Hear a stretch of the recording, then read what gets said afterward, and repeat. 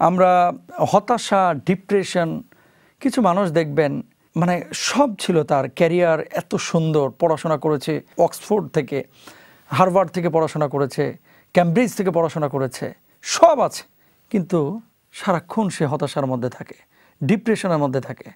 এই ডিপ্রেশন, হতাশা অনেকের মধ্যে জেঁকে বসে।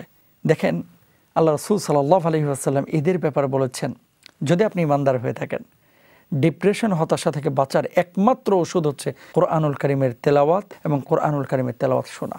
এই কাজ যারা করে এদের ভিতরে হতাশা কখনোই জেঁকে বসতে পারে না, চেপে বসতে পারে না। আর আবু সাঈদ খুদরি রাদিয়াল্লাহু তাআলা আনহু বলছেন, একবার নবীজি মসজিদে প্রবেশ করলেন, সেখানে আবু উমামা নামক একজন আনসারী সাহাবীকে দেখতে পেলেন। হ্যাঁ আবু উমামা, কী ব্যাপার, কী হয়েছে তোমার? আমি তোমাকে নামাজের ওয়াক্ত ছাড়া মসজিদে বসে থাকতে দেখছি। তিনি বলেন, সীমাহীন দুশ্চিন্তা, ডিপ্রেশন, ঋণের বোঝার কারণে হে আল্লাহ রাসূল, আমার ভালো লাগছে না মসজিদ থেকে বের হতে।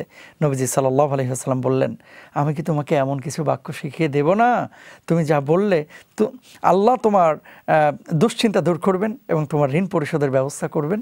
তিনি বললেন, আমি বললাম, হ্যাঁ হে আল্লাহ রাসূল, আপনি বলুন। নবীজি বলেন, সকাল সন্ধ্যায় এই দোয়াটা পড়বা, আল্লাহুম্মা ইন্নী আউযু বিকা মিনাল হাম্মি ওয়াল হাজানি ওয়া আউযু বিকা মিনাল আজাজি ওয়াল কাসলি ওয়া আউযু বিকা মিনাল জুবনি ওয়াল বুখল ওয়া আউযু বিকা মিন গলাবাতিদ দাইনি ওয়া কাহরির রিজাল।